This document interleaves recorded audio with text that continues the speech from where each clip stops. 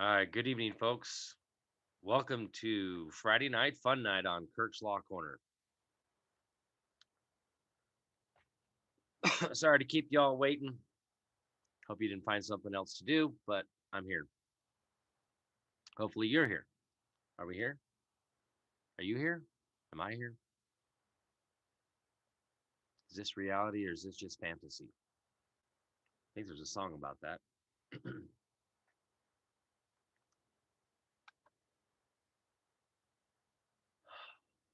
Well, hope everybody had a good week. Been crazy weather over here into Idaho, up and down in the temperatures,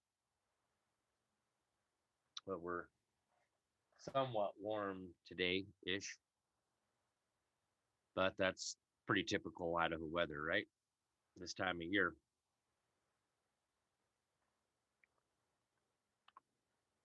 So we'll start out with the thank yous for the people behind the scenes here and over there, and my team doing a great job out there. We're getting really close to finishing up our criminal complaint for Idaho. Should be quite interesting after this gets filed. What happens?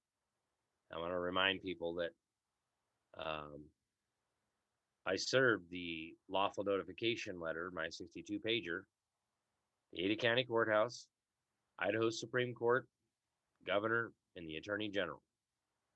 They've been put on notice. They've been told to cease and desist. This is all fraud. It's all void for any effect. There's a very clear distinction between a disaster, a natural catastrophe, and quarantine.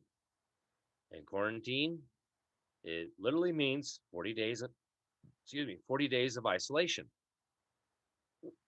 So even if we were able to quarantine the entire state of Idaho, or whatever state, the maximum time would be 40 days.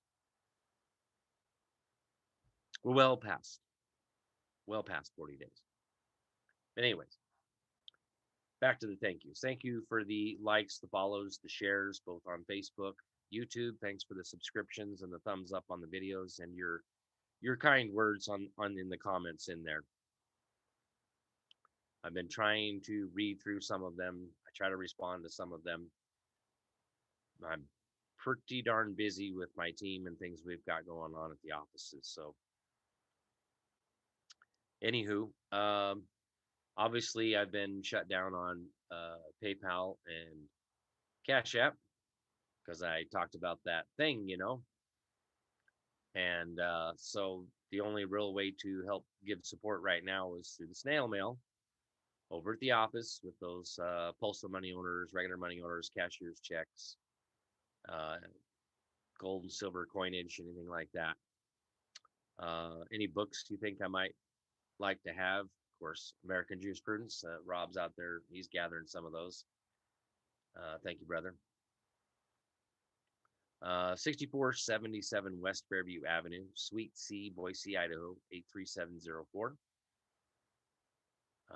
That's the address over at the office. So I want to thank everybody who has given their support in the past. And of course, don't forget the Patreon over there. Love my patrons over there. We're the Wednesday night workshop is starting to take off. There's quite a few people showing up on Wednesday night now. So um, want to thank all of you over there on Patreon. And for those of you that not aware of that, patreon.com/Kirk's Law Corner. Wednesday night workshops. I'm doing those at 4 p.m. Pacific, 7 p.m. Eastern time. Trying to do those for 2 hours. So we've actually at the office we're trying to put together the curriculum still with all the other things that we have going on. We have quite a bit going on. So one of these days, I'll get together with you guys and start basic curriculum, kind of like off the educational series, but obviously a little bit more in depth and breaking things down a little bit, even more than what I did in the educational series. So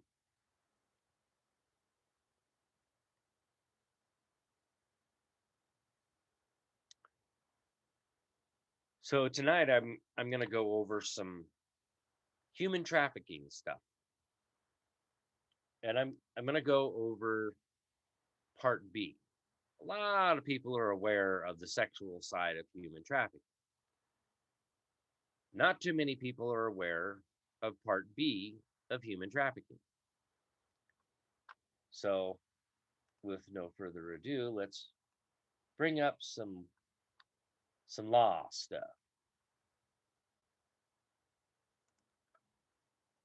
Now, by the end of this, you're all going to feel like you've probably been human trafficked, which is the whole point of this.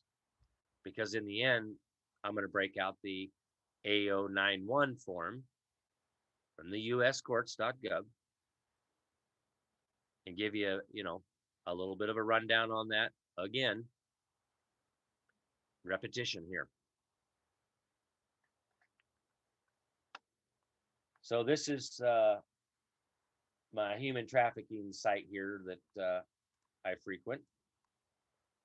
And by the way, just so everybody is aware, you could form your own task force. You want to form your own human trafficking task force, you can do that. Okay? Right here on this website. Let me send this out. I'll have my team over here put that up. How the heck do I get to it? Hey, send me a thing in chat. So it brings up my chat. Thank you. And then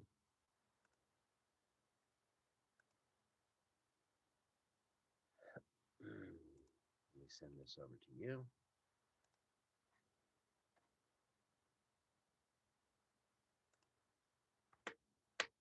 Come on. Okay, keyboard. There you go.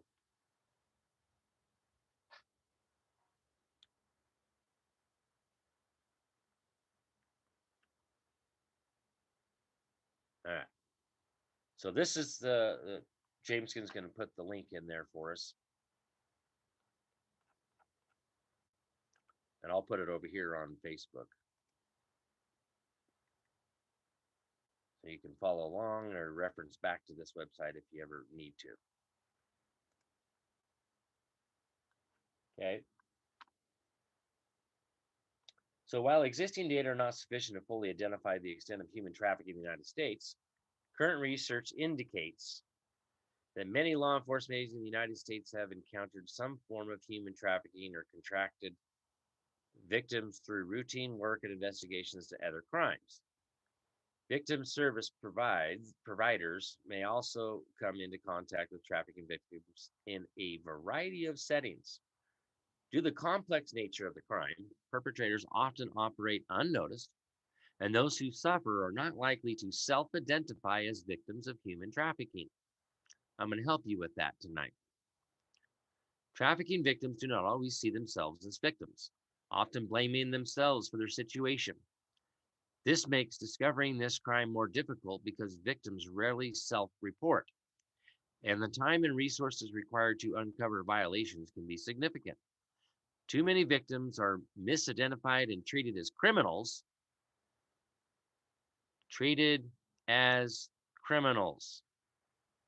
Now, for those of you that watched Monday night, a public offense is for public servants, and a public offense is a crime. Otherwise, it's a violation of private rights and private wrongs, and that is supposed to be civil. Uh-oh. Like I've been trying to tell people for years that it's not law. The Idaho Code is not the law. Not just in that sense, but right straight from the Idaho Constitution. for a public offense is deemed a crime? Well, you have to be a public servant in order to be charged with a crime called a public offense. Because this goes right back to American jurisprudence, Volume 16, Constitutional Law, Section 2, that statutes are for government civil control. It's supposed to control the conduct, that's right, of the public servants. Okay. So many of you are not aware that you're being human trafficked if you're being charged with a public offense, a crime, and turned into a criminal when you're not a public servant. So for those of you that have gone through this, you may want to pay attention. For those of you that have gone through like CPS stuff, it's still human trafficking.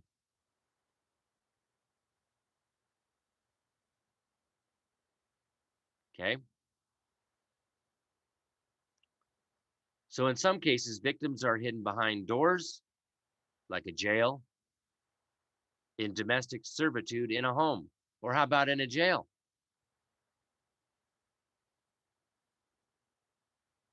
In other cases, victims live in plain view and interact with people on a daily basis, yet they experience commercial, sexual exploitation, and forced labor. How about work release? How about that roadside cleanup stuff? That's forced labor.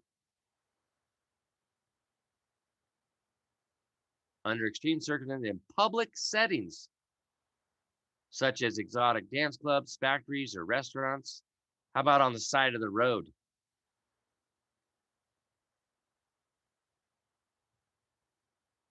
I'm expounding on their words here because they're missing some identifiers here under forced labor. So, what is the definition of human trafficking? According to federal legislation, the Traffic Victims Protection Act of 2000 and its subsequent reauthorizations, human trafficking is defined as a sex trafficking in which a commercial sex act is induced by force, fraud, or coercion, or in which the person induced to perform such act has not attained 18 years of age, or, okay, the recruitment, harboring, transportation, provision, or obtaining of a person for labor or service through the use of force, fraud, or coercion for the purpose of subjecting to involuntary servitude, peonage, debt, bondage, or slavery.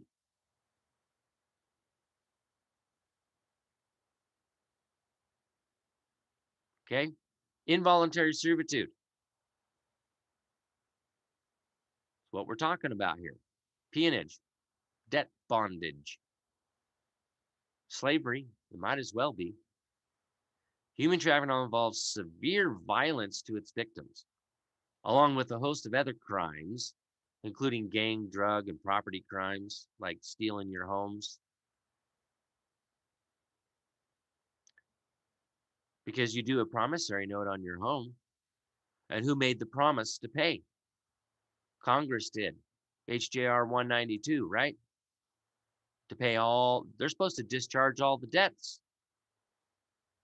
There is no money, folks. That's why I call them doll hairs, because it's fake. They're all debt notes. How do you pay a debt with a debt note?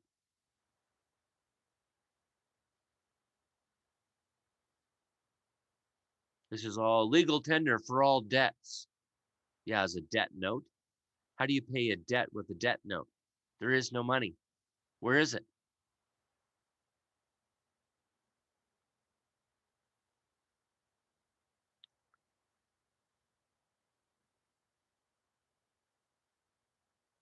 Organized criminal operations.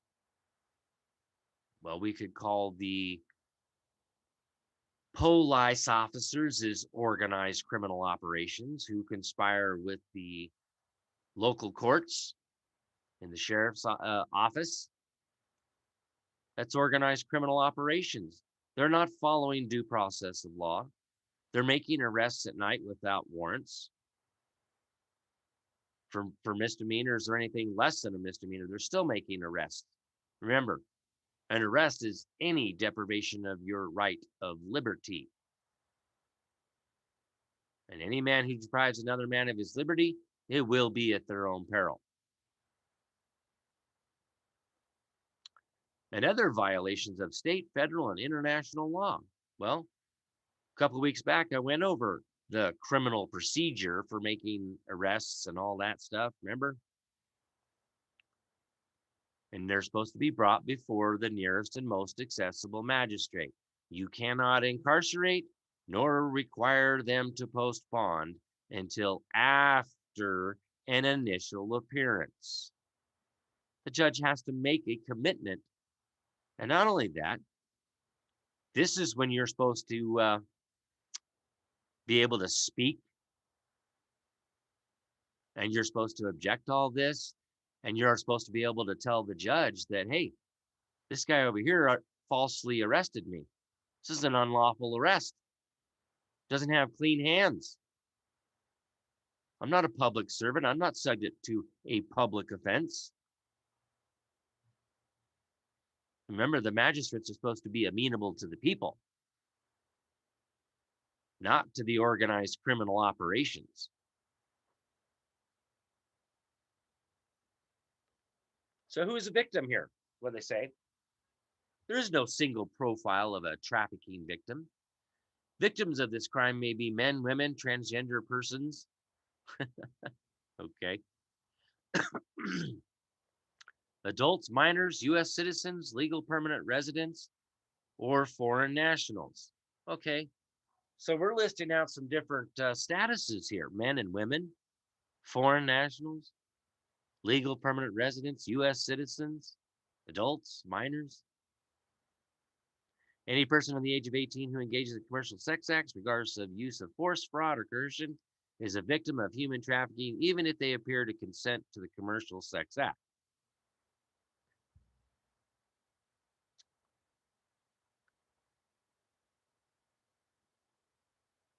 In the United States, some of the most highly vulnerable populations include undocumented workers, runaway and homeless youth, individuals, and what? Substance abuse or addiction issues. Oh, you can't have that. That's a felony. No, that's a bill of attainder, because we have the right to be secure and free from searches and seizures without a warrant.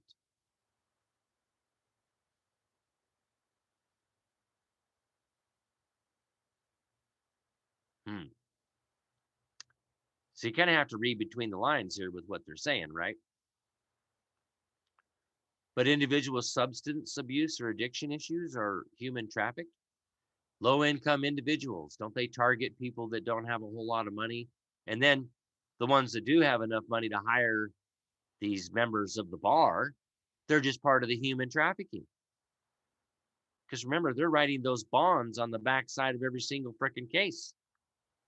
This is part of what Chris and I was working on. The bid bond, the performance bond, and the payment bond. It's all on the backside of every single case.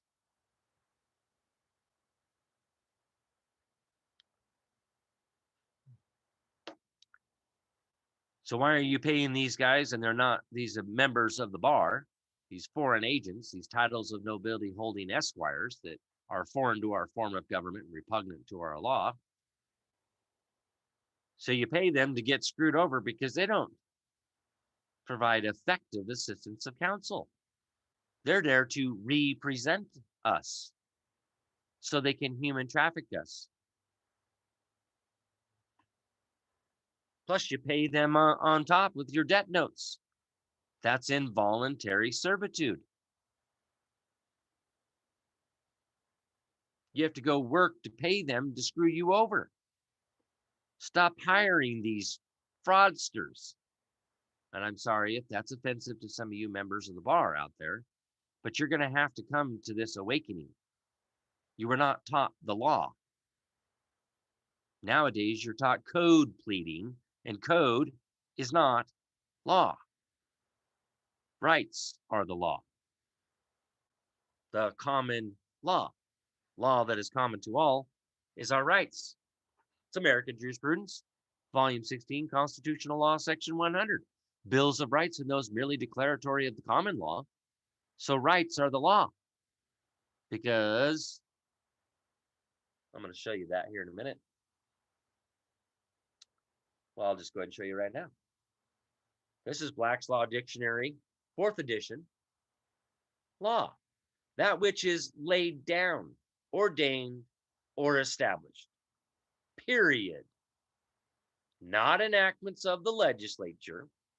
Now, even though they say down here, right here, act of the legislature deposited in the office of Secretary of State, properly authenticated by presiding officers of the two houses and approved by governor, that's supposedly to be law.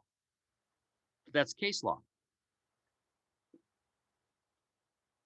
Why do you have to have a case from the judicial branch that says enactments of the legislature are law?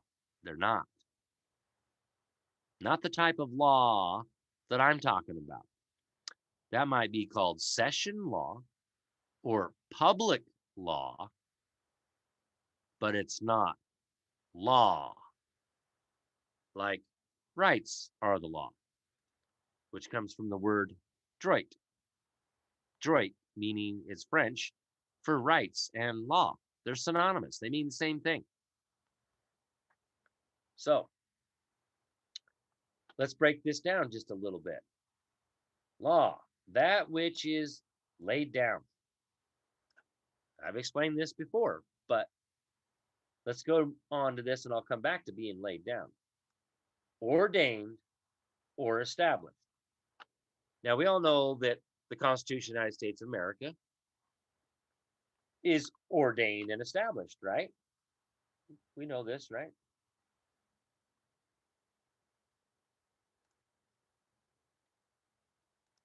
Right in the preamble, right?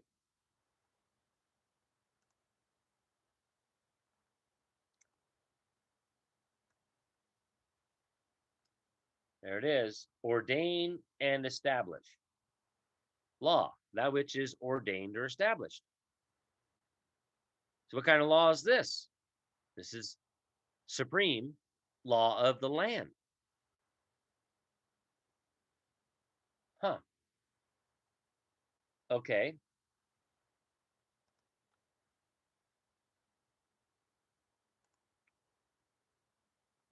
Now let's look at my Idaho Constitution. We, the people of the state of Idaho, grateful to Almighty God for our freedom. To secure its blessings, that's Almighty God's freedom. And the blessings of God is our sovereignty, because God is the sovereign, and God created all mankind and all things, right? And he endowed mankind with sovereignty. That's them blessings. Sovereignty. And promote our common welfare, do establish. Okay. So now we're looking at constitutions that are ordained or established, or ordained and established. Huh. So what's it mean to lay down the law? What's that word right there?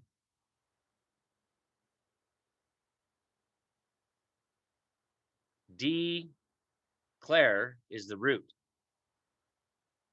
D meaning down, clare to clarify the words of the law. This is laying down the law. This is the law. Bills of rights and those merely declaratory of the common law. I don't see the Idaho Code in here. Do you? I see 23 sections of a Bill of Rights, a Declaration of Rights, laying down the law.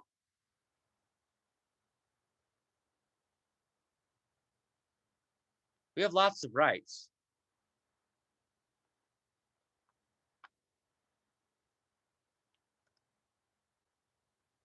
To help clarify that we have lots of rights, we're going to go down here to that trusty ninth.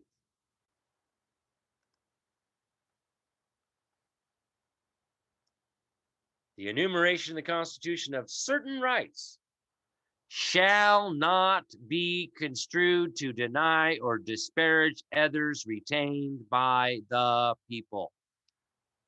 Oh, but the Bill of Rights doesn't apply to the states except by and through the 14th Amendment. Hogwash. This is a Bill of Rights. This is laying down the law. And all of these rights are long antecedent to the formation of government.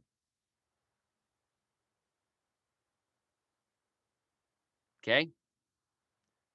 I mean, it would be a strange anomaly to have a Declaration of Rights or a Bill of Rights right here that was created by the states who sent delegates who assembled in Congress at a constitutional convention to make the Bill of Rights, how it would not apply to the states because rights are the law. Of course it applies to the states. Give me a freaking break. That is an attempt to deny and disparage rights that are retained by the people. This is that part of law that's off limits and outside of the sphere of governmental control, because we, the people, lay down the law before instituting government. In fact, isn't that what it says in the Declaration of Independence? I believe so.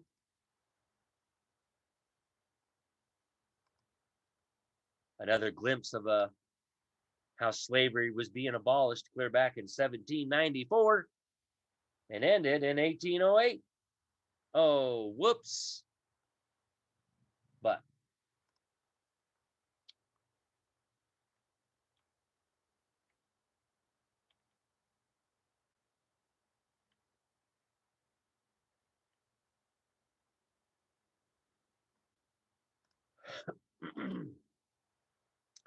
so when in the course of human events it becomes necessary for one people to dissolve the political bands which have connected them with another and to assume among the powers of the earth the separate and equal station, equal, to which the laws of nature, not natural law, not natural whatever, it's the laws of nature is the proper phrase. Saving in our Idaho Code under the evidence code, judicial notice, the laws of nature. This is the laws of nature that we're talking about. I'll just show you that real quick. I'll put these little pieces of the puzzle together.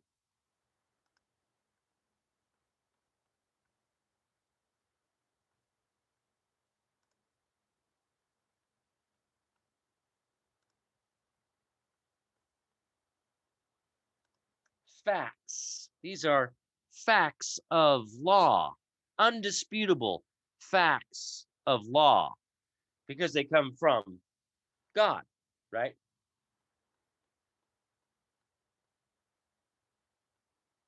Facts judicially notice. Courts take judicial notice of the following facts. The laws of nature. Oh, no, that has to do with like gravity and no, it most certainly does not. When we're saying the phrase laws of nature, what we're referring to there is right here in the law being laid down. This is the law of the nation called America.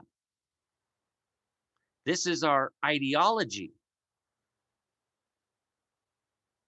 This is the law that stands on a higher plane than the Constitution.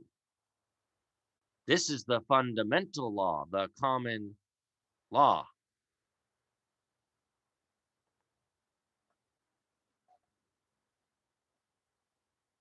Oh, there's a good one right there. Every man is independent of all laws except those prescribed by nature. He is not bound by any institution formed by his fellow men without his consent. Pruden versus Neal, 12 NC 388. And let me see if I can.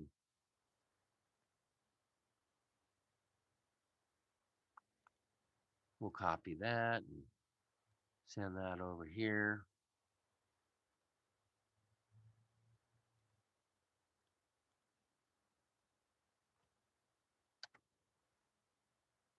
Let's see if I can pull that up over here.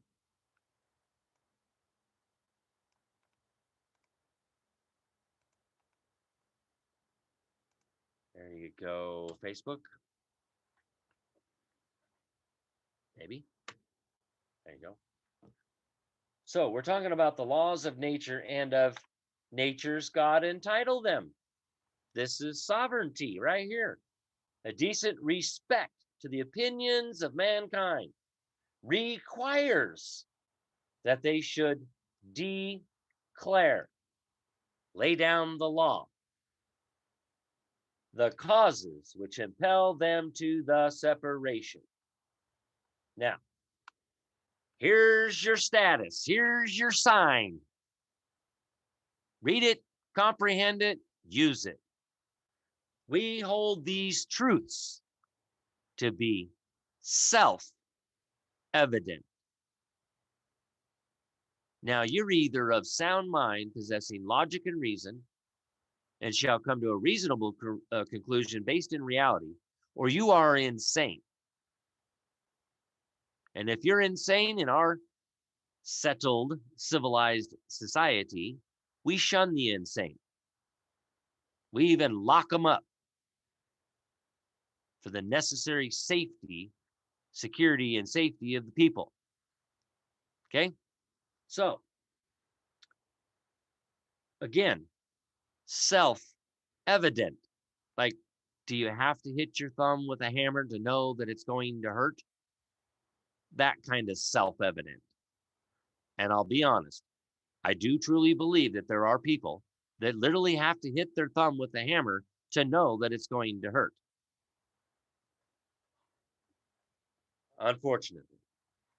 So, let's talk about these facts of law that are supposed to be self-evident. That all men are created equal. Well, I'll be darned. That happens to be number one right in our Declaration of Rights in Idaho. All men are by nature free and equal. Remember, this is supposed to be self-evident.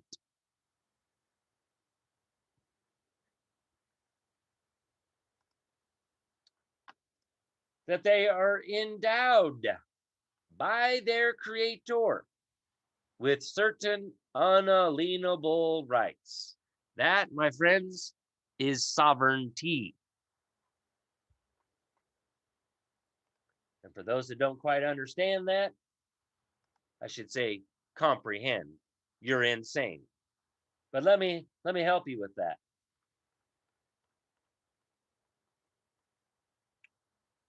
Because we are having a transparent and ethical government here, right?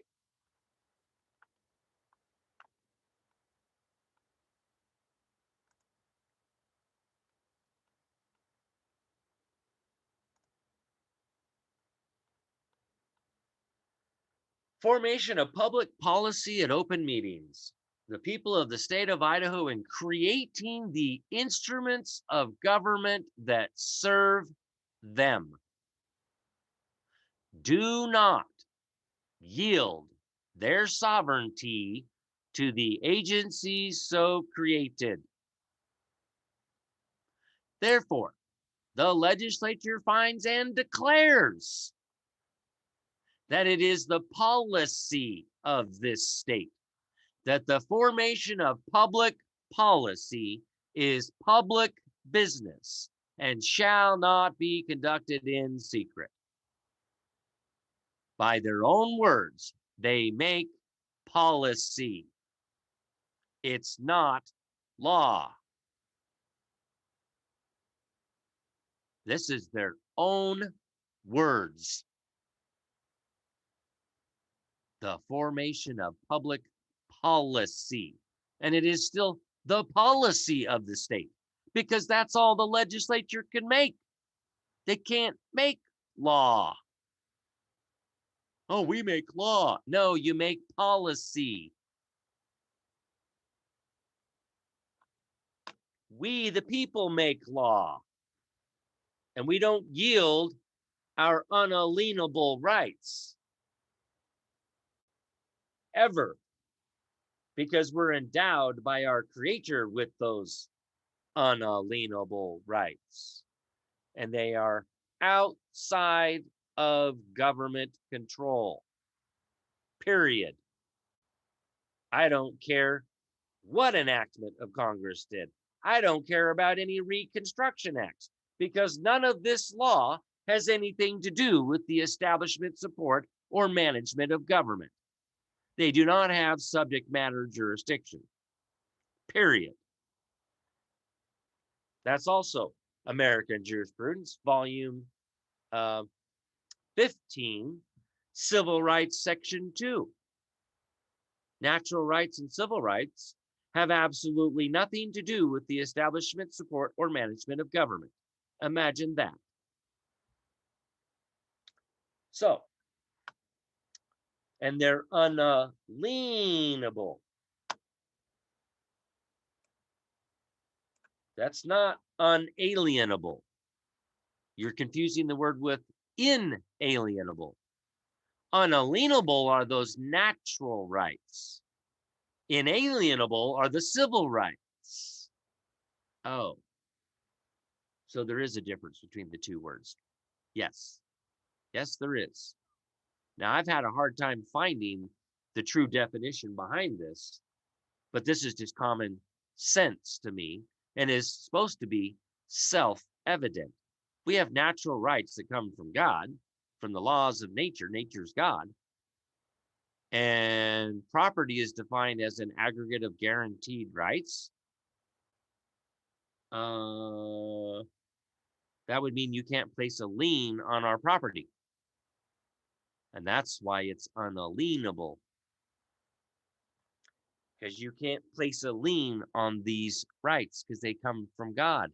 We can't even give them away. We can't even sign them away in a contract because they don't come from man. They don't come from a set of men, and they don't come from government. Government is an instrument, a piece of paper.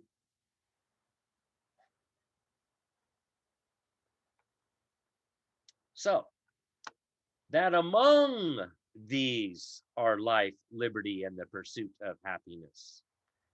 That to secure these rights,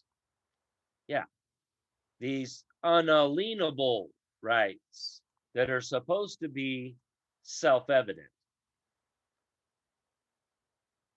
Okay? That to secure these rights, governments are instituted among men, not kings, not rulers, not no title of nobility holding esquires, because no man or set of men are entitled to separate emoluments from the community.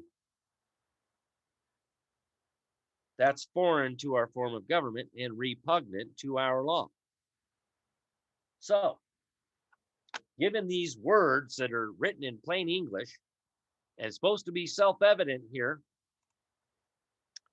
deriving their just powers from the consent of the governed. Well, here's the key for you. If you're not bound by the Constitution, how in the hell are you going to be governed by anything that they create or even the Constitution itself?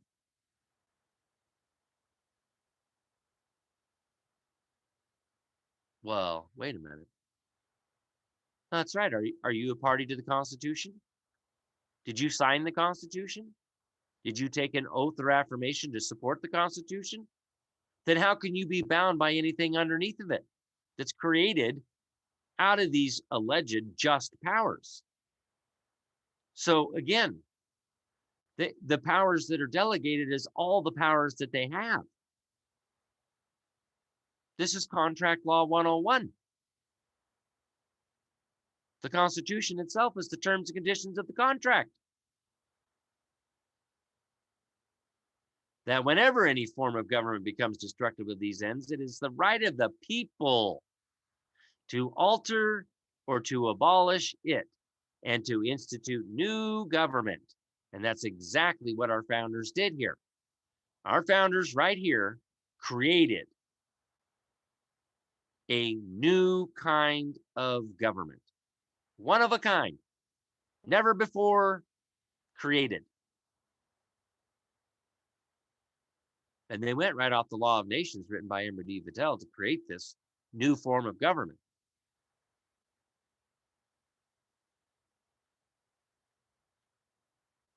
It is the right of the people to alter or abolish it and to institute new government. And they did.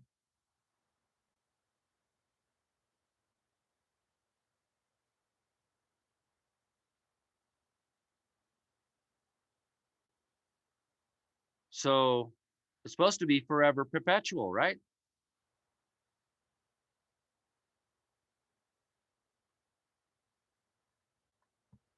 So there it is. Now there's a little key here.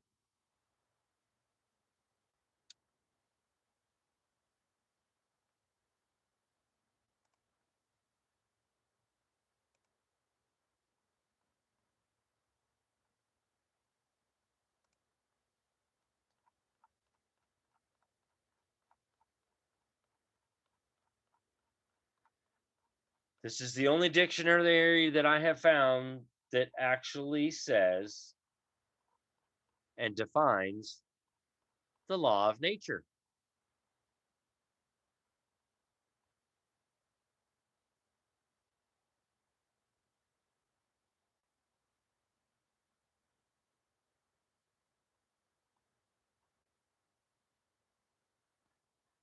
Now, here under the word law here, law is generally divided into four principal classes, namely natural law, the law of nations, public law,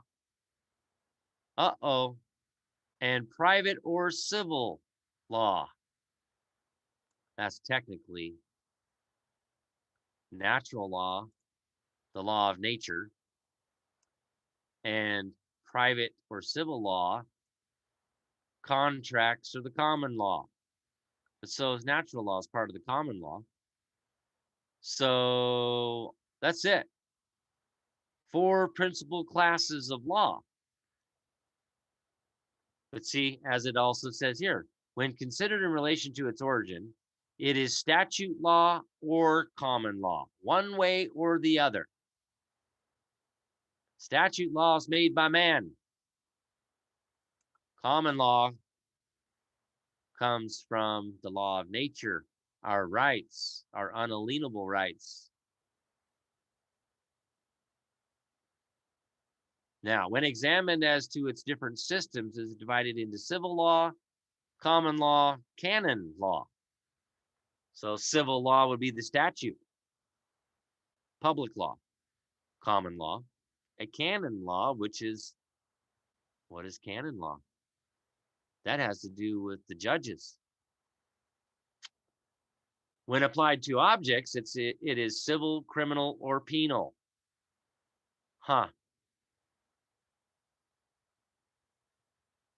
Well, not according to the Idaho Constitution. We got civil and penal, criminal. A crime is a public offense. That's public law. It's also divided into natural law and positive law, into written law, lex scripta, and unwritten law, lex non scripta. That's the common law, the lex non scripta. And that's why bills of rights are just merely declaratory of the common law. because the common law is the lex non scripta, the unwritten law. Then you get into law merchant, martial law, municipal law, and foreign law. When it's considered as their duration, laws are immutable and arbitrary or positive. When as their effect, they are prospective and retrospective. These will be separately considered. Now, there's more reading here if you want to do that, but I'm going to skip down to the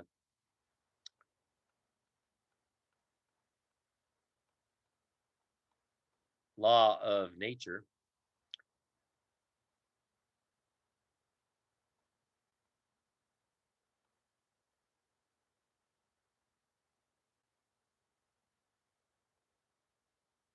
Wait, is that?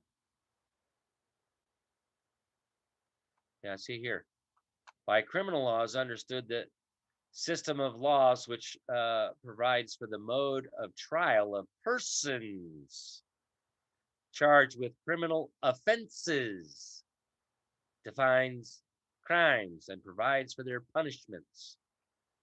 Well, I'm going to get into bills of attainder and bills of pains and penalties because that's foreign to our form of government. We already have the law. See, our founders created a whole different type of government here. But see, in the first legislative session for the territory of Idaho in 1863 and 1864 there, it says crime or public offense. So the only ones that can commit penal crimes or public offenses are public servants.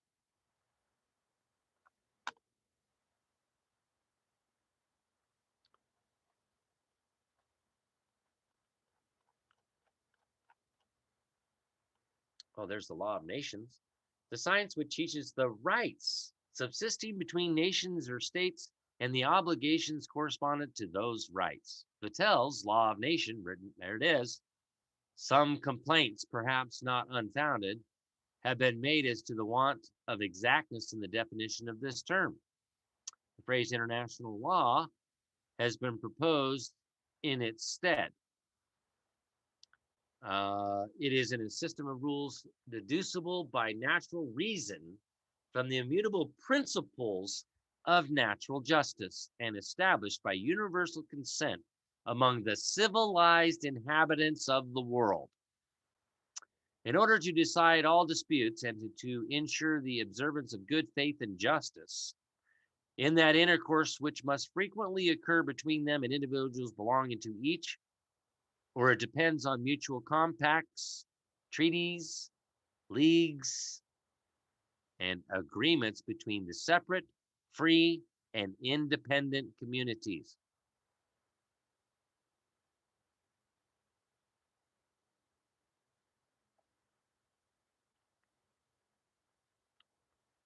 Okay, pretty good stuff here, right? What's a league?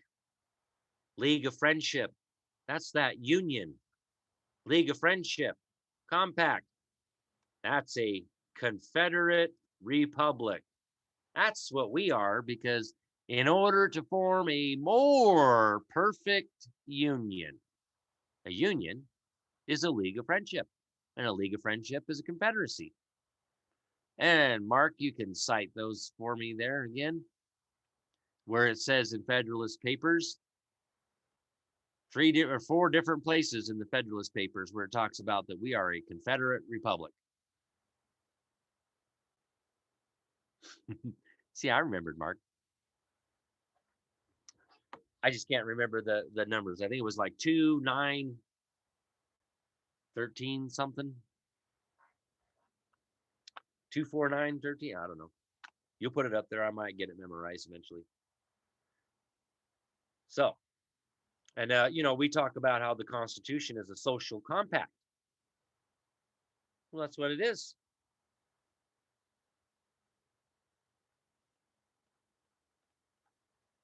Look at that.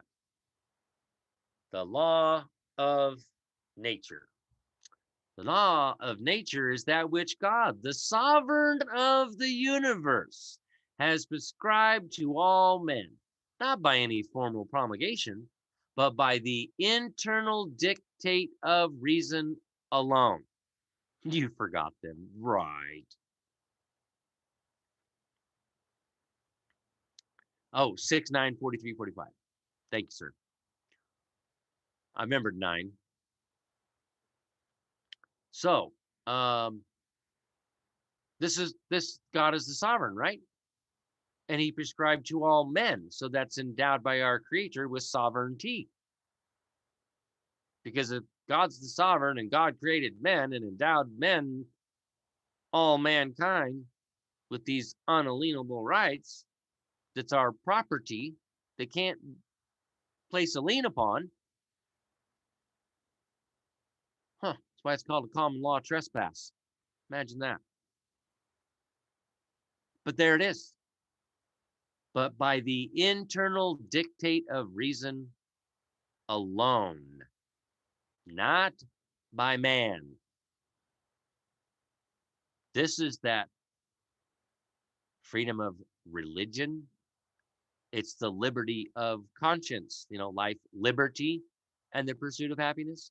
One of those liberties that are there secured is the freedom, liberty of conscience to think for ourselves, the internal dictates of our mind, logic and reason here.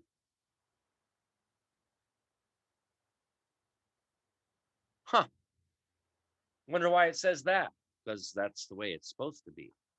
And it's supposed to be self-evident, remember? It is discovered by a just consideration of the agreeableness or disagreeableness of human actions to the nature of man. And it comprehends all the duties which we owe either to the Supreme Being, to ourselves, or to our neighbors as reverence to God.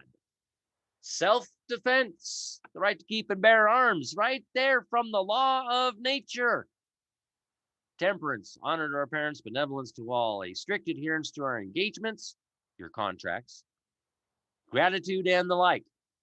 So if you enter into a contract, you better be following that, unless it's under fraud.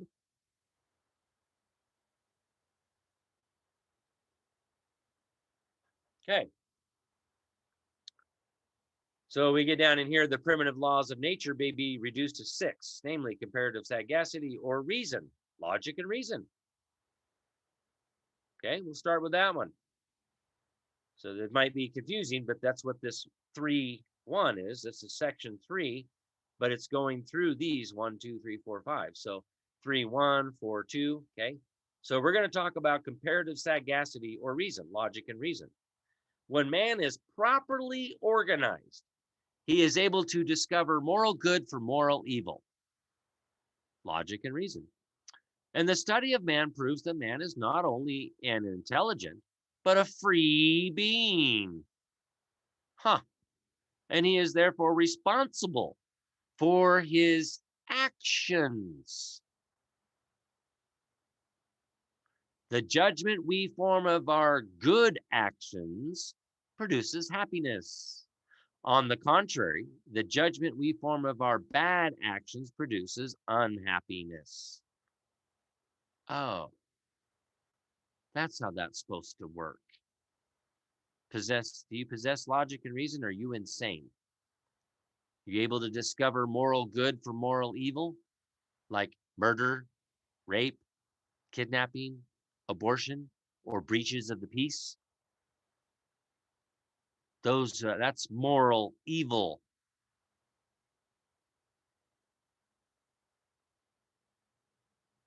Now, self-love. Remember, this is the laws of nature here. Every animated being is impelled by nature to his own preservation, to defend his life and body from injuries, to shun what may be hurtful, like wearing a mask, and to provide all things requisite to his existence. Where does it say government is to do that? I think we need to return to some fundamental principles of law right here. And we have the right to shun what may be hurtful. Hence the duty to watch over his own preservation. It's up to us to decide whether or not we wear a mask or not. Because when man is properly organized, you should be able to discover moral good for moral evil, and the study of man proves that he's not only an intelligent, but a free being. And he is therefore responsible for his actions. Period. Right there. Suicide and dueling are therefore contrary to this law. And a man cannot mutilate himself, nor renounce his liberty. Huh. Part of one of the laws of nature is that you cannot mutilate himself. Transgenderism. That's a mutilation. Is it not?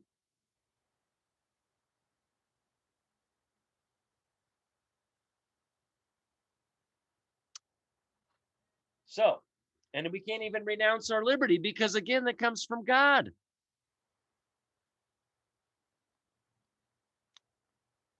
All right, so now we're going to talk about the attraction of the sexes to each other. Huh.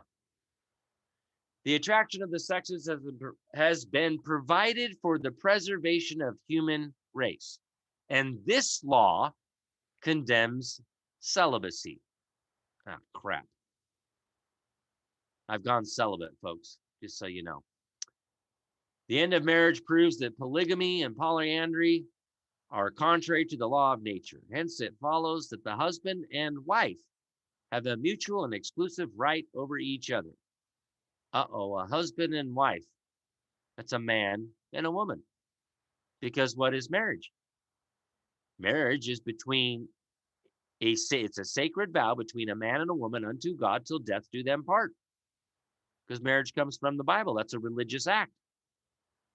The free exercise of religion here, right? Separation of church and state. You like to throw that one around. Separation of church and state. Separation of church and state. All right. So there it is.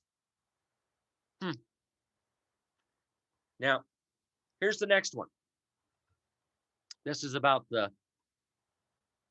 tenderness of parents towards their children. Man from his birth is wholly unable to provide for the least of his necessities. Now pay attention. But the love of his parents supplies for this weakness. The love. Child support is love, not money. This is one of the most powerful laws of nature that you can put them on judicial notice. The principal duties it imposes on the parents are to bestow on the child all the care its weaknesses requires, to provide for its necessary food and clothing, to instruct it, to provide for its wants, and to use coercive means for its good when requisite. Punishment for doing wrong.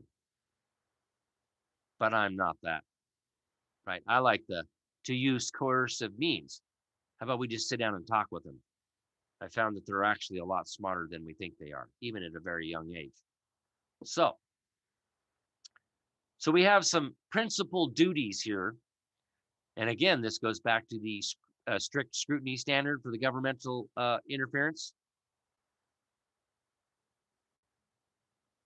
Huh. They have to prove that you willfully deprived the children of food, clothing, and shelter. And actually, shelter is not even there except for if you would say to provide for its wants or to instruct it, but to provide for all of its needs, right? But technically speaking, do we really need a house? Do we really need shelter? I mean, what did we do before we became a little more civilized and started building houses?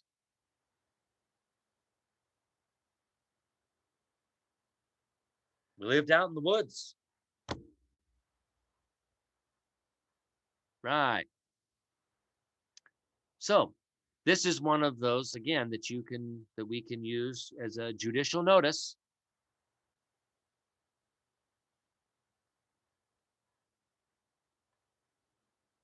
Okay.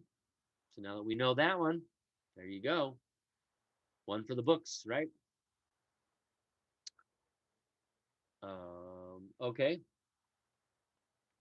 Now we're going to do number 5 here is the religious sentiment.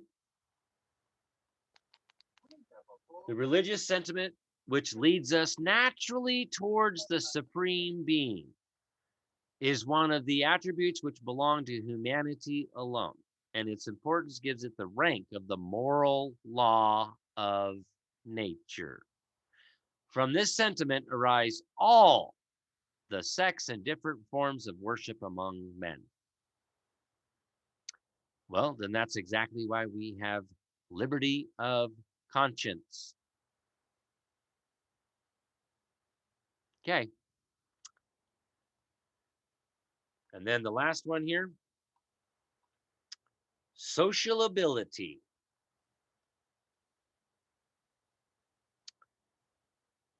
The need which man feels to live in society is one of the primitive laws of nature, whence flow our duties and rights.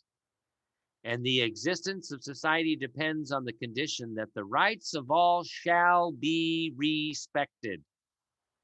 On this law are based the assistance, succors, and good offices which men owe to each other, they being unable to provide each everything for himself.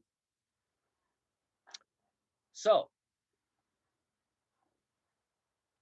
knowing these primitive laws of nature, in society, we have certain people that are elected or appointed into a position of public trust to defend this, right?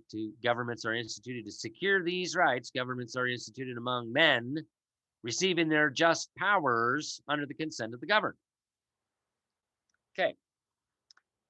But depends on the condition that the rights of all shall be respected. And if you're going to be in there as a public servant, well, you owe to us that you make sure that none of our rights are being violated.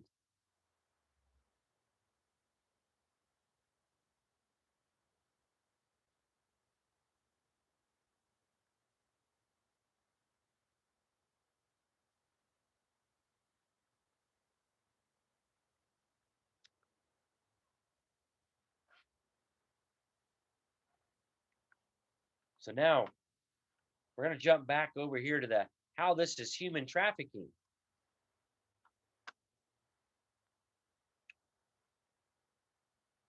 Aside from the fact that let's touch on this here real quick. This is under the 9th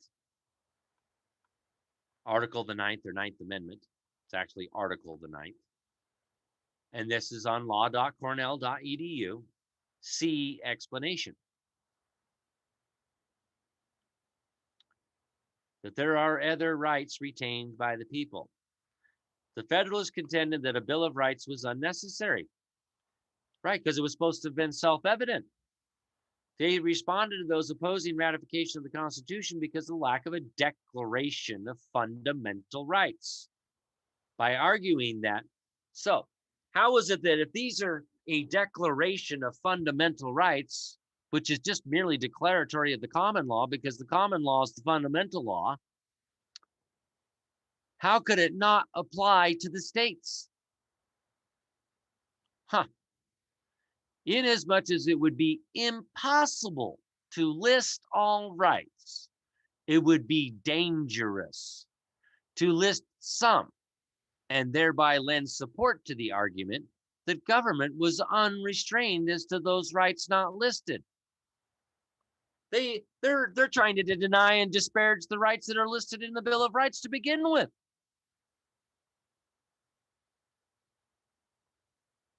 They don't even want to let us have the Bill of Rights. Oh, we don't have to follow that. You have to be a citizen of the United States. No, these are natural God-given rights, people. They come from the law of nature, the Second Amendment. I just read it to you. The right to defend with arms. Hello? Of course we can defend with arms. That's just natural. That's just personal property.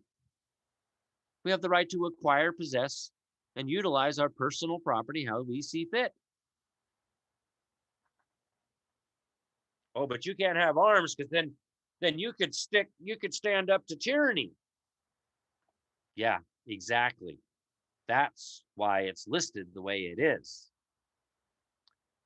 That it's very clear that the right of the people to keep and bear arms shall not be infringed. Period. There's no subject matter. No subject matter jurisdiction. Madison reverted to this argument in presenting his proposed amendments to the House of Representatives. It has been objected, this is quote, it has been objected also against the Bill of Rights that by enumerating particular exceptions to the grant of power, there it is, plain and clear, these are particular exceptions to the grant of power.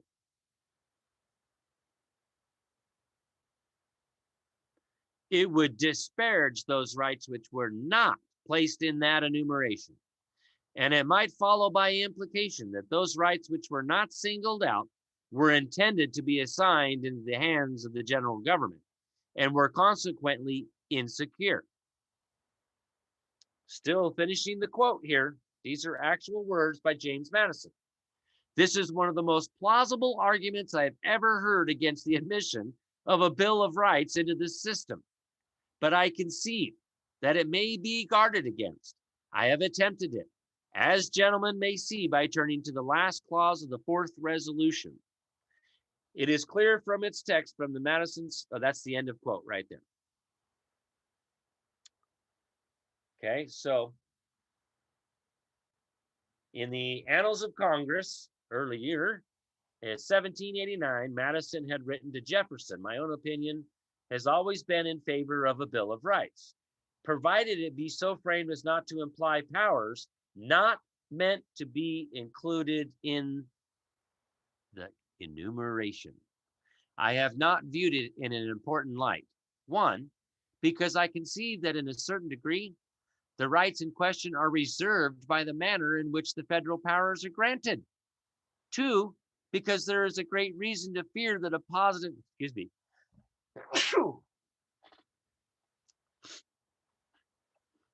Number two, because there is a great reason to fear that a positive declaration of some of the most essential rights could not be obtained in the requisite latitude. I am sure that the rights of conscience, in particular, if submitted to public definition, would be narrowed much more than they are likely ever to be by an assumed power.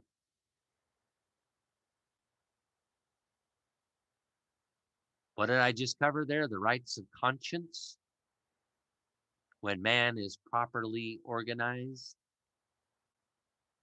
moral good and moral evil, the rights of rights, that's plural. There's more than one right of conscience here. The right to raise our children how we see fit, how we educate them, their medical, our own medical.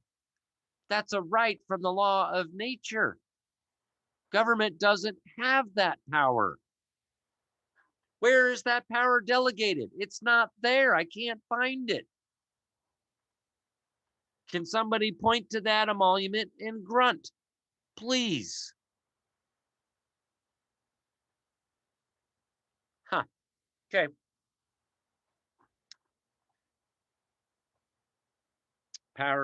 Writings of James Madison, 271-72, G. Hunt, 1904. See also J. Story, Commentaries on the Constitution.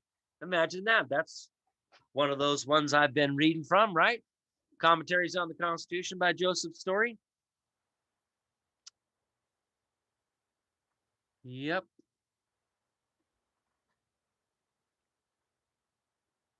There we go. There we go. So, it is clear from its text and from Madison's statement that the amendment states but a rule of construction, making clear that a Bill of Rights might not by implication be taken to increase the powers of the national government in areas not enumerated, and that it does not contain within itself any guarantee of a right or a prescription of an infringement. Excuse me? It's clear from the text and from Madison's statement that the amendment states, but a rule of construction, making clear that a Bill of Rights might not by implication be taken to increase the powers of national government in areas not enumerated, and that it does not contain within itself any guarantee of a right or a prescription of an infringement. What do you mean it does not contain within itself any guarantee of a right? It's a Bill of Rights. Our rights are guaranteed because they're the law, the rule of law. But see, even right here, they're trying to misconstrue it and say that, oh, well, it doesn't contain within itself any guarantee of a right or a prescription of any infringement. Well, except for it says shall not be infringed. I mean, come on. Or am I reading that wrong? And it's actually saying that we don't need the Bill of Rights to guarantee these rights, and there is nothing in there that allows them to infringe them. Let's see what we have to say here. To some extent, the 9th and 10th Amendments overlap with respect to the question of unenumerated powers. They're not powers. We're not delegating you any power over these. We're telling you what our rights are and to keep your grubby paws off of them. One of the two concerns expressed by Madison more clearly in his letter to Jefferson, but also in his introductory speech.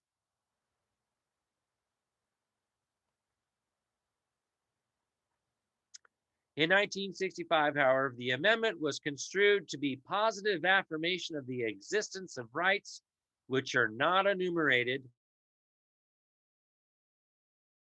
provisions. All of government protects our rights. At no time can any part of government or any man operating any kind of business, any man anywhere, anytime in the private or the public can violate any of our rights. Because rights impose a duty. We just read that right there from the law of nature. So the 9th Amendment had been mentioned infrequently in decisions of the Supreme Court until it became the subject of some adjudications by several of the justices in Griswold versus Connecticut. In 1965, right? But see, this is where they've been trying to fundamentally alter and strip us of our rights. The court in that case voided a statute prohibiting, this is great, prohibiting use of contraceptives as an infringement of the right of marital privacy. Justice Douglas, writing for the court, asserted that a specific guarantees in the Bill of Rights as penumbras, formed by emanations from those guarantees that help give them life and substance. Thus, although privacy is not mentioned in the Constitution, it is one of the values served and protected by the First Amendment through its protection of associational rights, and by the Third, the Fourth, and the Fifth Amendments as well. The justice recurred to the text of the Ninth Amendment, apparently to support the thought that these penumbral rights are protected by one amendment or a complex of amendments, despite the absence of specific reference. Justice Goldberg, concurring, devoted several pages to the amendment. But let's go back up here again and reread.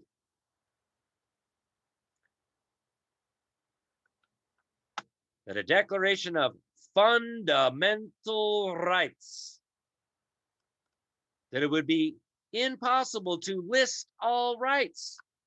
It would be dangerous to list some and thereby lend support to the argument the government was unrestrained as to those rights not listed. And that's precisely what they're trying to do down here. Well, it's got to be protected by one of these. No.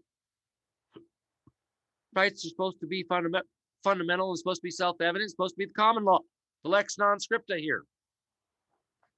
But again, they don't want us to know about these rights, these facts of law, because they would much rather us not know so they can get away with human trafficking. Okay, now let's go. Article 1, Section 8, right here, Section 9.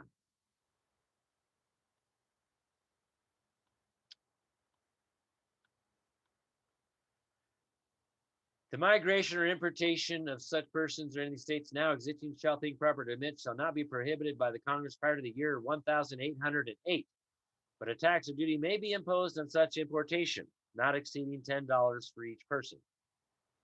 Slavery abolished right there. The privilege of writ of habeas corpus shall not be suspended unless when in cases of rebellion or invasion the public safety may require it. What is this? No bill of attainder.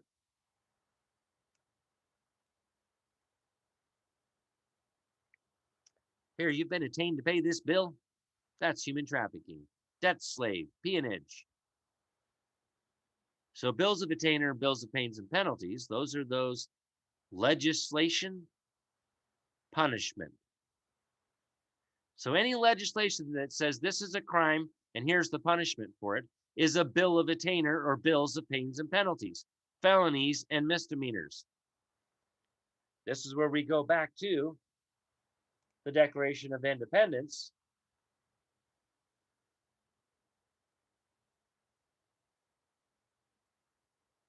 He's erected a multitude of new offices and sent hither swarms of officers to harass our people and eat out their substance. He has kept among us in times of peace standing armies without the consent of our legislature.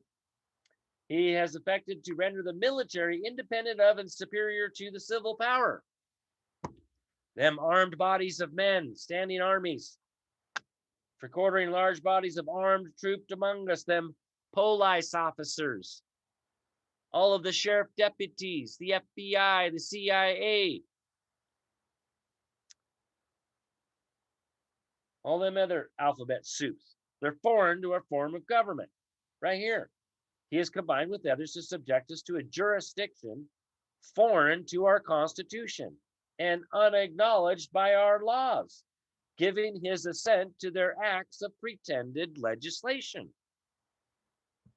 Because they don't have the power, they don't have subject matter jurisdiction. Period.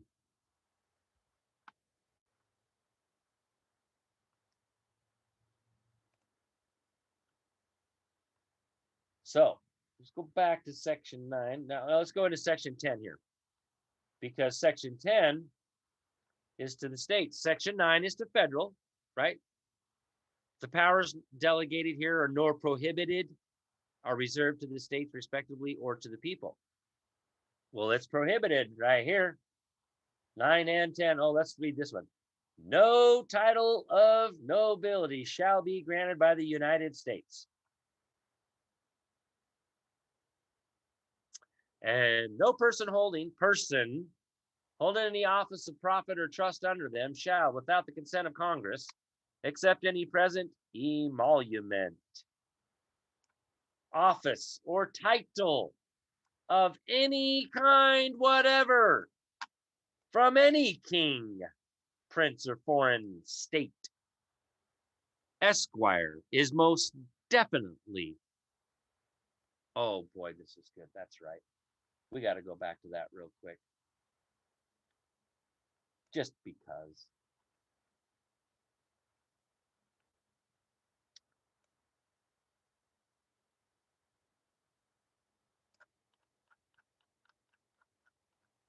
Oh, there's a monument. The lawful gain or profit which arises from an office.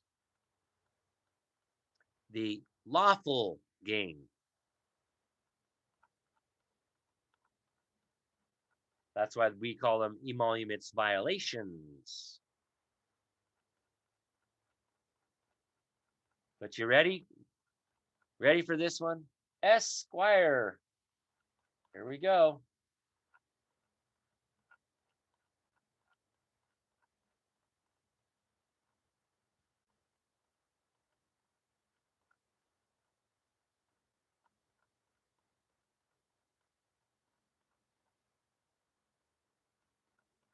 Come on.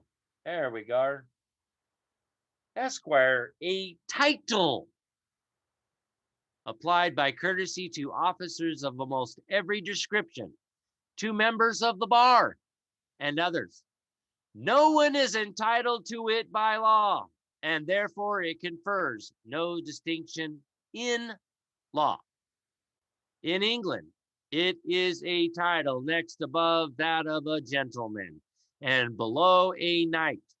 Camden reckons up 4 kinds of esquires, particularly regarded by the heralds: the eldest sons of knights and their eldest sons of perpetual succession, the eldest sons of the younger sons of peers, and their eldest sons in the like perpetual succession, esquires created by the king's letter patent or other investiture, and their eldest sons, esquires by virtue of their office as justices of the peace, and others who bear any office of trust under the crown. Uh-oh.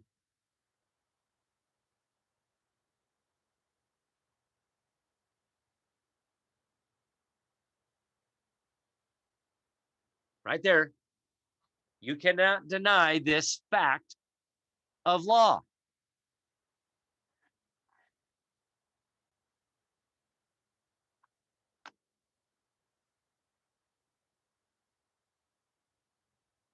I mean, we're reading that plain and simple, right?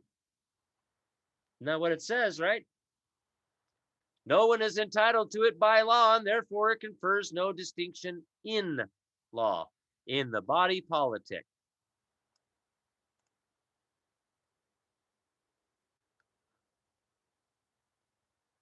So what the hell are these people doing in our government? They've invaded our government. Title from any king, prince, or foreign state. Okay. Now, section 10. No state shall enter into any treaty, alliance, or confederation. Because we're already in a confederation. Grant letters of marque and reprisal, coin money, emit bills of credit. What? Emit bills of credit? Make anything but gold and silver coin a tender in payment of debts. Pass any bill of attainder, ex post facto law, or law impairing, here it is, or law impairing the obligation of contracts, or grant any title of nobility. Bam. Going after the bar, bro? Yes, I am. Okay, so we can look at section 10 here for the states. Now, this is one of those things they kind of like to hide this stuff, right?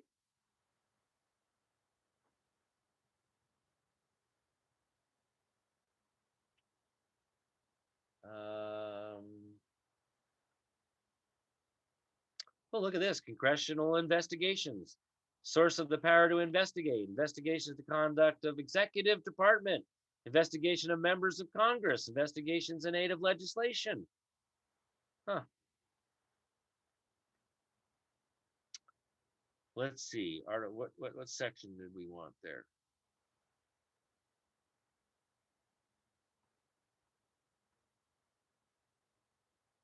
Oh, I see what it did. We need to go down. Powers of Congress.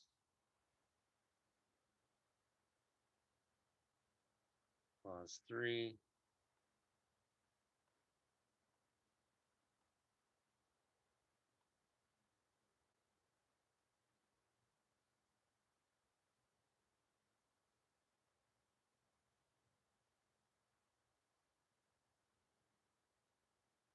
Wait a minute. Okay, here we go.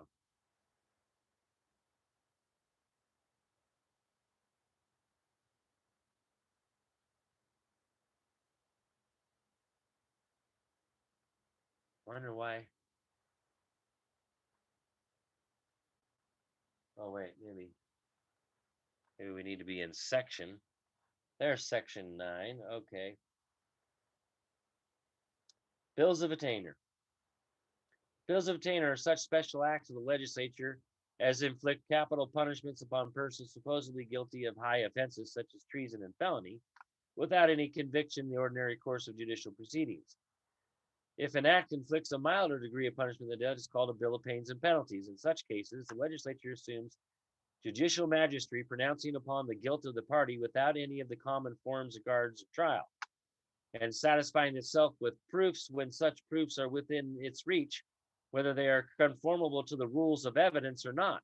In short, in all such cases, the legislature exercises the highest power of sovereignty, and what may be properly deemed an irresponsible despotic discretion, being governed solely by what it deems political necessity or expediency, and too often under the influence of unreasonable fears or unfounded suspicions.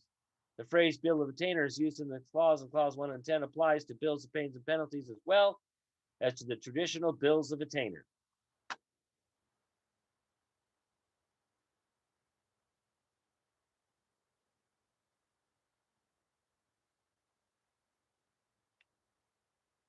So, this is how we're being human trafficked, folks. They create this legislation that says if you do this, that's a crime, and here's the punishment. Because people are only entitled to damages for whatever injury you've caused. And you have to cause some sort of injury, loss, or harm in order for somebody to have a cause of action.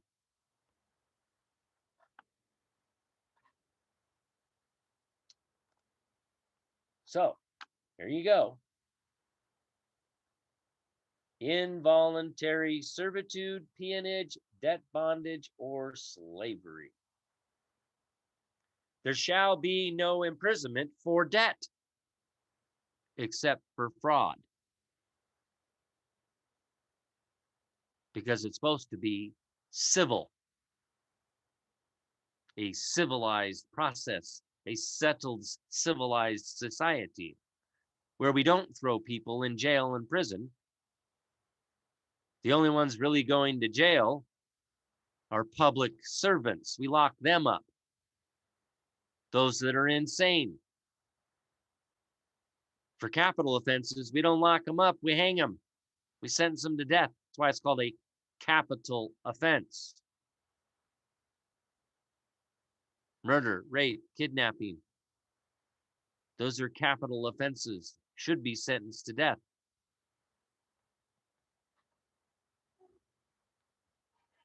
Somebody out there makes a decision to murder, rape, or kidnap somebody else. We don't want them out here in our society. They're not safe to be out here.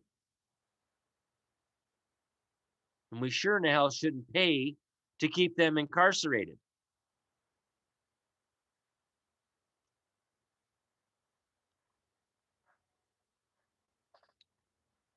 All right, so I'm going to take you over here to that 22 U.S. Code 71029.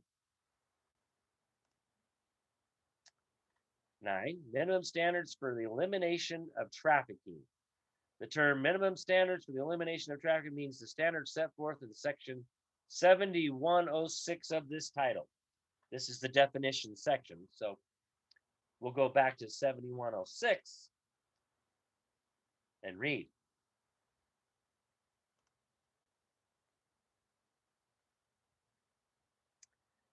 For purposes of this chapter, the minimum standards for elimination of trafficking applicable to the government of a country of origin, transit, or destination for victims of severe forms of trafficking are the following. The government of the country should prohibit severe forms of trafficking in persons and punish acts of such trafficking.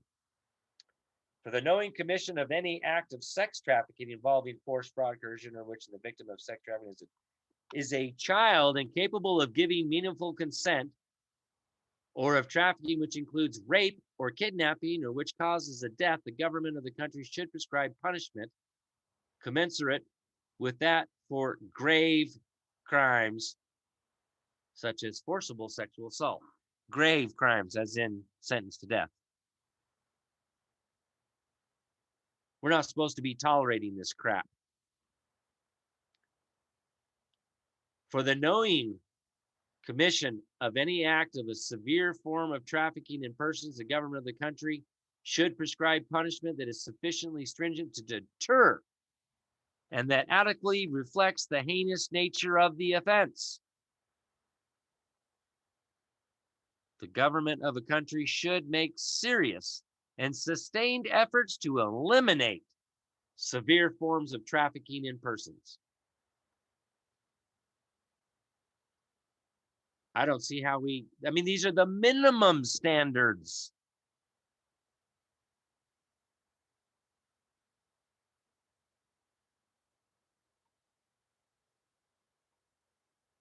In determinations under Section A4, the following factors should be considered as indica of serious and sustained efforts to eliminate severe forms of trafficking in persons.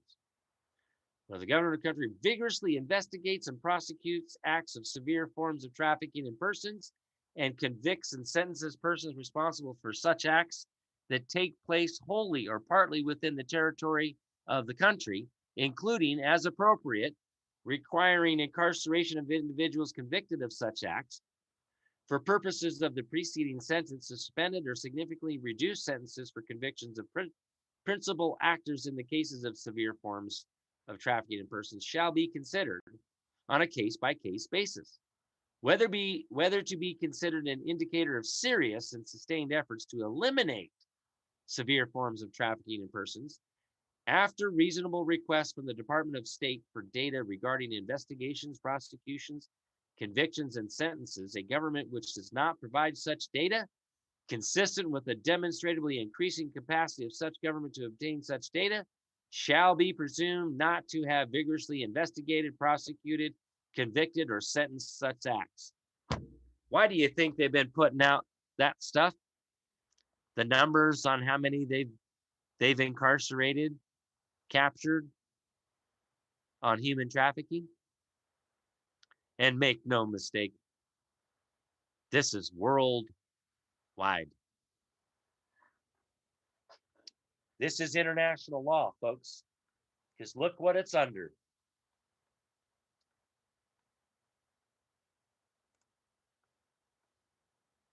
Oh, it won't let me.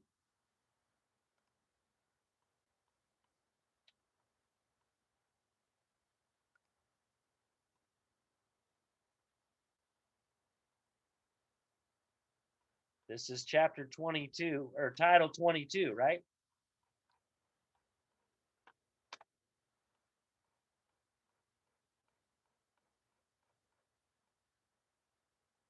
Foreign relations and intercourse.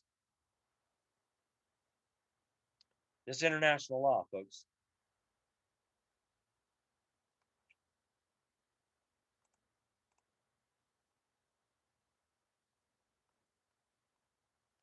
Now, when we go to Title 18,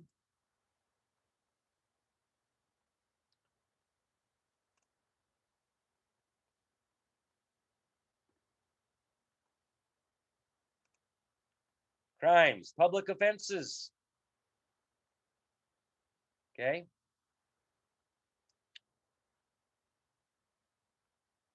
Oh, what is it? 1950?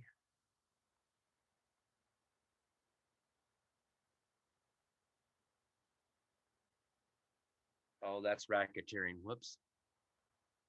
It was 1590. 1950 and 1590, both, right?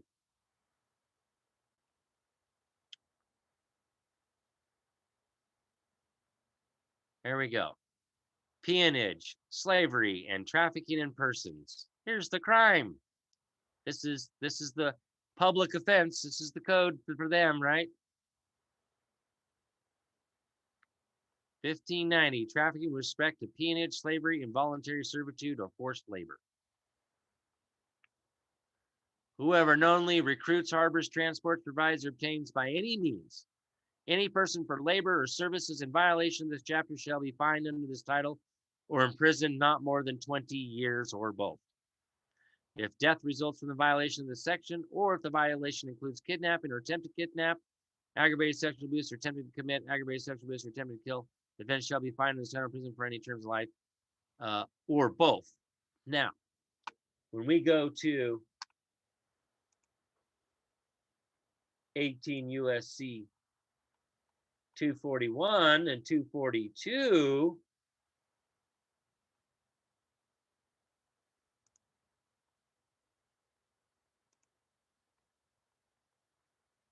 two or more persons conspire to injure, oppress, threaten, or intimidate any person in a state, territory, commonwealth, possession, or district with free exercise and enjoyment of any right or privilege secured to him by the Constitution or laws of the United States, or because of his having so exercised the same. Or if two or more persons go in disguise on the highway or on the premises of another with intent to prevent or hinder his free exercise enjoyment of any right or privilege so secured, those unalienable rights, the laws of nature, nature's God, that we're endowed by our Creator with, they shall be fined under this title or imprisoned not more than 10 years or both.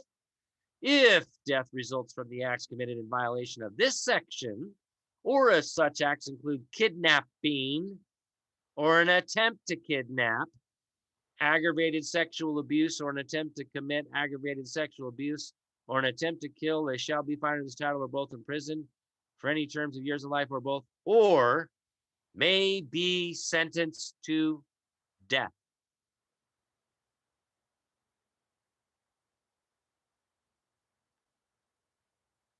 Picking up what we're laying down here, well, this was enacted, right? This is the penal law, the public law. These are the crimes. Okay?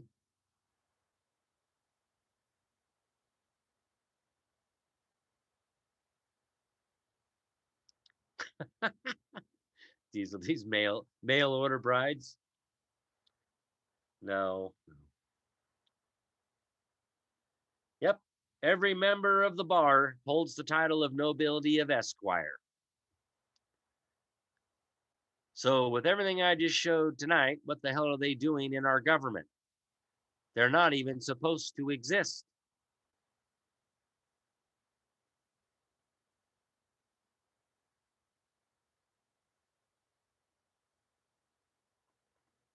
So what are we going to do about it, folks? What are we going to do?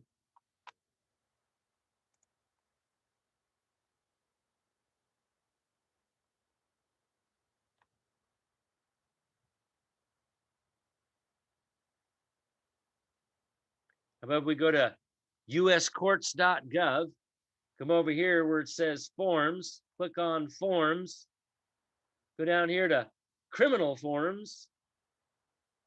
Look at that, criminal complaint, A091. Download the form, which it pops it up here. You can fill it out right here. Ready? Here we go.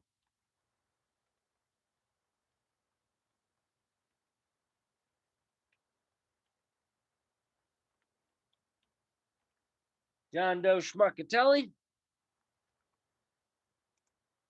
Here, let me blow this up a little bit. So you guys want to see that a little bit better. Here's your code section and the offense description. Now I'll show you how to do that. Right here. There's the title, there's the code and the section. Oh, and look at, there's the offense description. I'll be darned. I can copy that right over here to the criminal complaint. We'll dump that right here into the code section. Then I'll take the description part. I'll cut it from there, put it over here, paste it over here, trim that up. I'll be darned, there it is. Can I see you do it again? Let's do it again. Let's go to 242. Let me show you how to do that.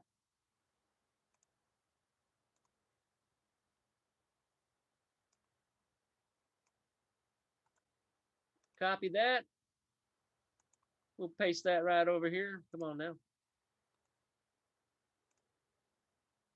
Then I'll cut the description out. We'll cut that. We'll come over here. We'll paste that. Get rid of that. See how easy that was?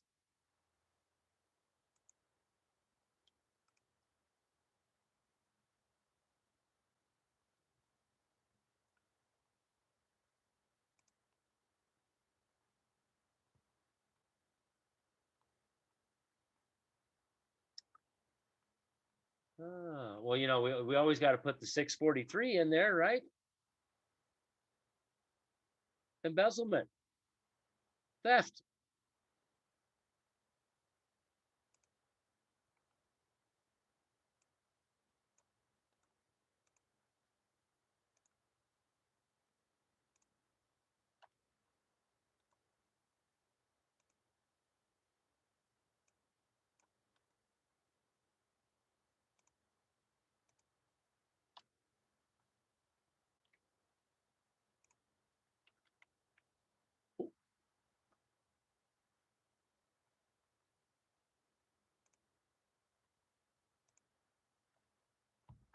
That's pretty easy, huh, guys?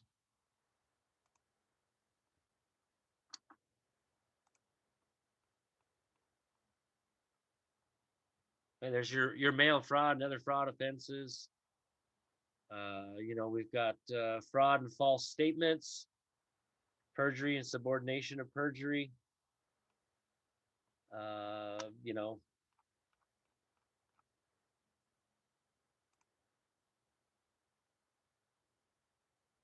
that's 1621, I think it is. Yep, there it is, 1621. Oops, jumped the gun.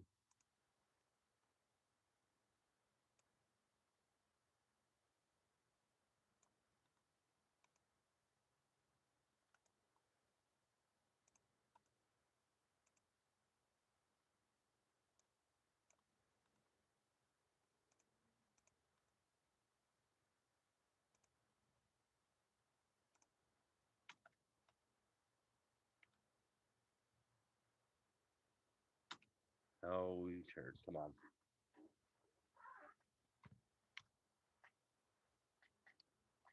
Okay. There's your perjury. Now that's for the negative nexus. You know, the first one that lies, and then the second negative one in the negative nexus. That's called subordination of perjury. The one who brings it. And the judge sees that as a positive one, right? So the first liar commits perjury. The one who presents the liar is subordination of perjury. Whoever presents it to the court.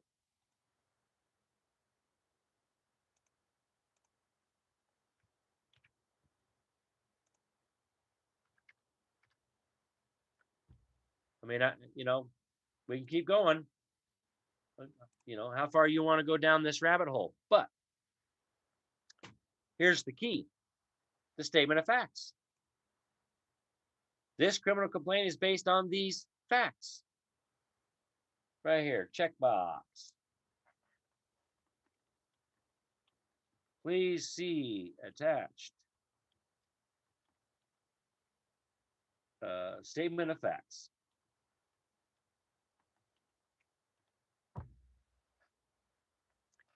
Now, we don't sign this because this is supposed to be signed before me in my presence. Okay, before the judge. Now, this particular one right here takes it down to the federal district court. Now, right here, you got to click on there which one. So, wherever you're at, Alabama, Arkansas, whatever, wherever you're at. Oops, of course, that one doesn't work. District of Idaho. Here we go. Bam. I'm almost done. Now, your statement of facts, clear, short, clear, concise statements of facts. Okay? Plain and simple. What was the conduct that supports that they conspired against your rights? What was the conduct that they were depriving your rights under color of law? Remember, what is color of law? Well, based on the code here, I didn't write it.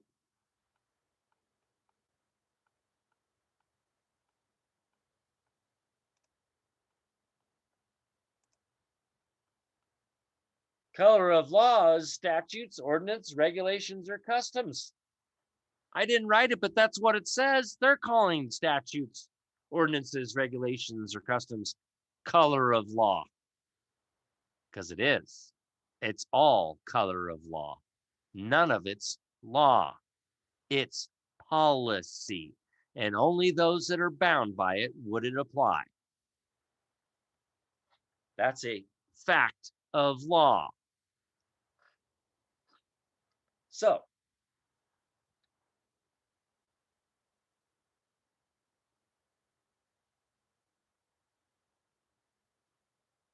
I hope this really helps people the more I lay this out.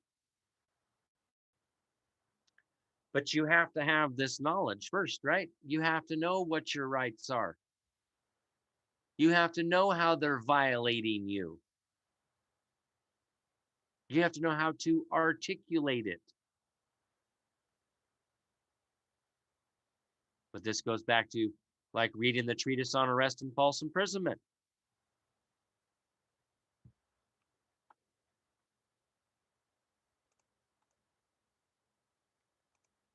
I'll put this over here in Facebook. There you go.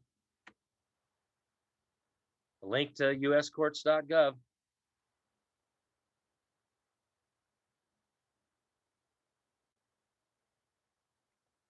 Now, try to take care of yourself and do for yourself what's going on within your own there.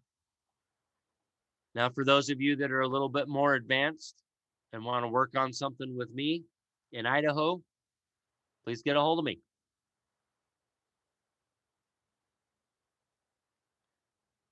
Other than that, get on Patreon. Okay, get over there on Patreon for more in-depth stuff on this, where we can actually socially interact. Okay, so again, this is part of what my team and I are working on here in Idaho to take down all of Idaho. This right here. We've got everybody's name listed from the governor all the way down that's been involved in this. We've got the evidence to support it, all their documents. We've got the statement of facts done. We're real close. Watch and see what happens, folks, in Idaho. Because nobody else is doing this. I don't know of anybody else who's taken months with a team, no less, to compile all this information and to put it down in a chronological order of things and do well over 300 statements of facts of who did what, where, and when. It's been a huge undertaking, let me tell you.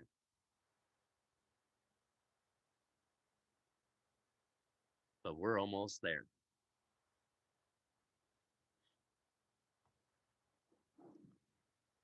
All right.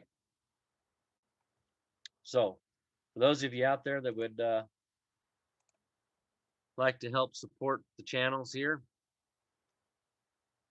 I would greatly appreciate it. Over at the office there, you can send the donations there, 6477 West Fairview Avenue, Suite C, Boise, Idaho, 83704. If you're on Facebook and you're watching right now, my Facebook page has the address on there.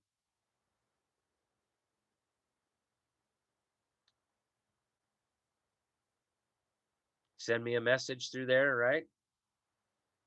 You can also get on kirkslawcorner.com. Send me an email through there, Kirk at kirkslawcorner.com.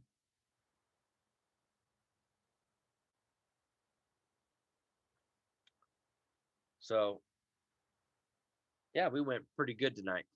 A little late getting started, a little late getting ended here. So,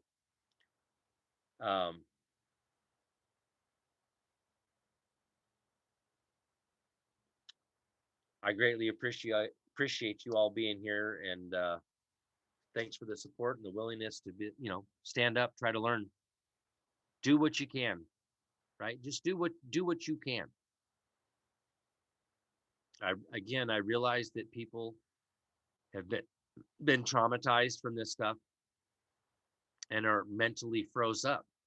Like you just can't do it. So, especially by yourself. So this is why I'm recommending that those of you that are right here, right now, try and get in contact with each other and say, hey, I'm over in here in Indiana. Oh, I'm in Indiana too. Get together, come together and team up, work as a team, work on each other's cases. Get this stuff taken down. Get local, right? What's in front of your face. Worry about that. Don't worry about, oh, they're working on trying to take away our right to keep and bear. No, don't worry about it. Focus on little things, baby steps. Good old Tony Pellegrino out there in Pennsylvania is now officially moved back to Pennsylvania, where he's from. And I'm happy for him because he gets to spend time with his family, his mom and dad now. So much love to you out there, Tony. But him and his sister are just kicking butt in their township. But he said the 12 or 13 people now have resigned from official job positions. And they ain't even filed the criminal complaint yet.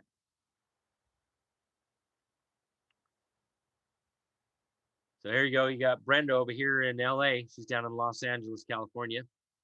So a few people down there in California that I've been working with on the side. There's Brenda. She's down there in Los Angeles. There's Valerie. She's down in California. There you go.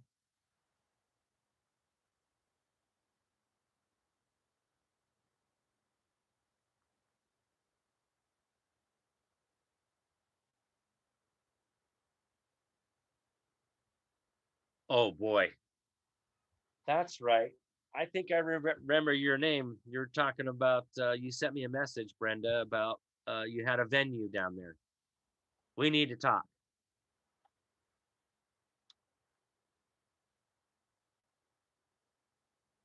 I think you're on Patreon, aren't you, there, Brenda? Amber's in Arizona. How many people we got over here?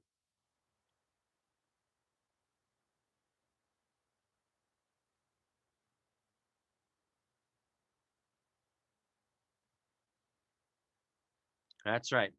We here in Idaho can do it, so can you. And I know of a few people across the United States over there. Uh, there's some really good things coming, folks. I mean, I don't want to give you false hope or something, but I'm just telling you there are some really good things coming. There are some people out there that have the knowledge and capability to take on the bigger stuff.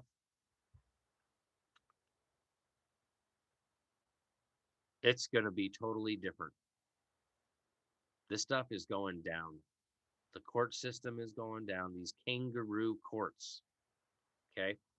I've been calling them kangaroo courts for a long time because I read it right out of Black's Law Dictionary. Kangaroo courts. So here recently, well, what a year, little over a year ago, Trump come out and said, "Hey, who are these people? They're not even elected. They're running these kangaroo courts." And the best is yet to come.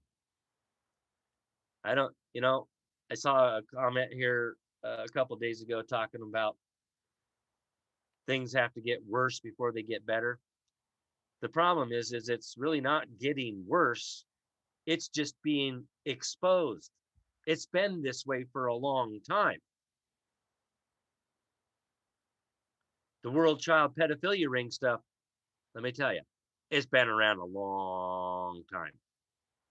Clear back to 400 BC at least. That kind of long time. This isn't something new. Okay. Human trafficking, it's been around for a long time. It's time for us, the people, to claim and exercise our powers, our rights. Not Trump, not Biden, not Kamala Harris, not anybody else. Us. It's our republic if we can keep it. Trump's done what he can do to set this up for us to do this.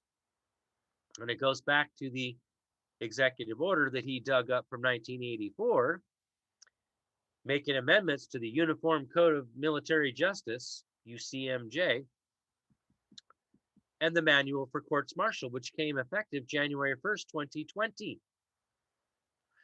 This is the change that not many people are aware of.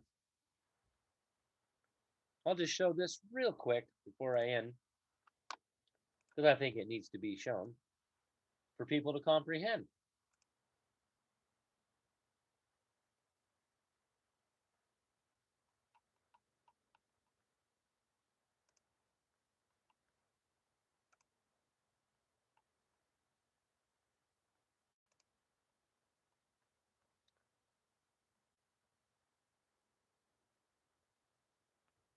Right here, Article 1, Section 8. To constitute tribunals inferior to the Supreme Court. Those are military tribunals. Federal courts are military tribunals.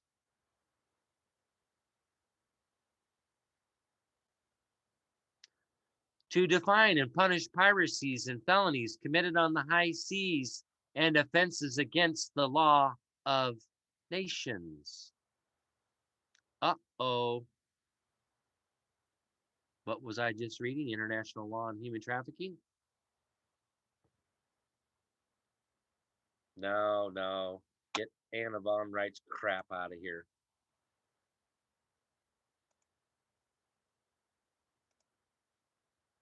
She's one of those ones that's trying to human traffic us and bring us back in under the frickin' crown crap. She's part of the global reset, in my opinion.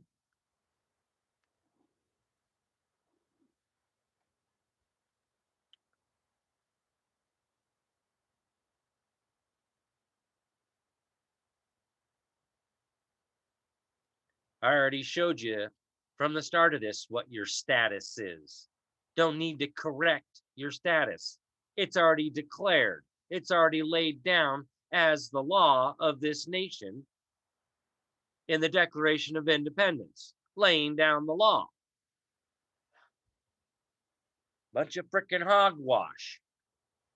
Why do I have to actively engage in the fraud to get out of the fraud when fraud vitiates everything from its inception? Makes no logical sense. Are you freaking insane? I think you are.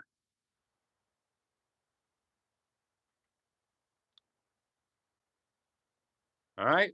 So much love, everybody out there. Thank you for being here, wanting to learn. Let's kick some butt. Let's take our republic back. Remember, doesn't the Bible say that our tongue is sharper than a double-edged sword, and the pen is mightier than the sword? Let's start putting some stuff to paper. Let's start getting this stuff filed. Let's start telling on these bad actors in government. Okay? Let's get her done, folks. It's up to us. Ain't nobody else going to do this for us. I can tell you that right now. There's people there that are waiting for us to tell on them because, like I said, that's what Trump did with the executive order that he dug up from 1984, making amendments to the Uniform Code of Military Justice and the Manual for Courts Martials. They came effective January 1st, 2020. What do you think these people have been freaking out about? Because things changed on that day. No getting away from it.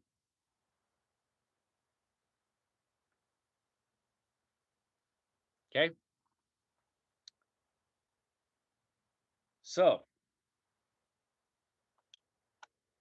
hope everybody has a wonderful weekend now. Maybe you might get some wild hair up your butt there and, I don't know, fill some paperwork out. Indeed. God bless everybody. We will see you on Monday Night Law. Have a wonderful weekend. Much love.